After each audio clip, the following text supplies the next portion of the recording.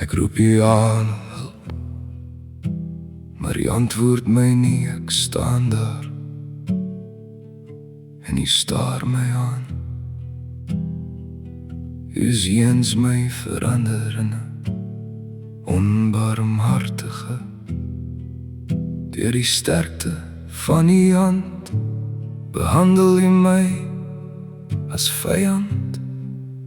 Ag, as iemand my maar wou aanhoor, kyk, U my handtekening laat, die Almagtige my antwoord.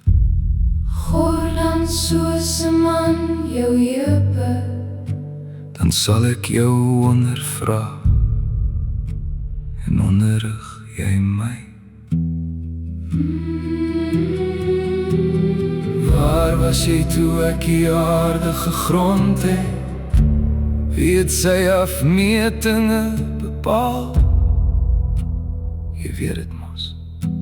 En wie het die see met deure afgesluit toe dit uitgebreek uit die moederskoot voortgekom het? Het jy, solank as jy lewe, die môre ontbied, die dageraad, sy plek aangewys? Is die poorte van die dood vir jou ontbloot? En het jy die poorte van die dood skadu weer gesien? Het jy gekom by die skatkamers van sneeu? En het jy die skatkamers van die hal gesien?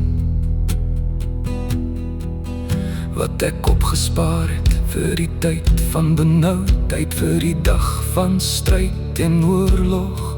Kan jy die bande van die 7 sterknoop of die toue van die Orion losmaak? Kan jy jou stem na die wolke verhef, sodat 'n oorvloed van water jou oordek?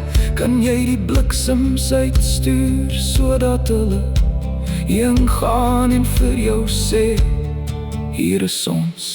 kan jy prooi jag vir die leeuwen, Of die honger van die jong leeu stil maak? Sal die buffel gewillig wees om jou te dien? Of sal hy vernag by jou krib, wie het eerste aan my gegee? dat ek hom sou vergelde, wat onder die ganse hemel is myne? Kyk, ek is te gering, wat kan ek U antwoord?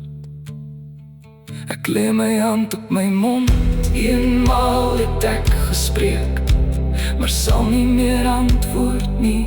Ja, 2maal, maar ek sal nie voortgaan nie. So het ek dan gespreek, sonder om te verstaan, dinge te wonderbaar vir my, wat ek nie begryp nie. Volgens hoor sê het ek van U gehoor, maar nou het my oog U gesien.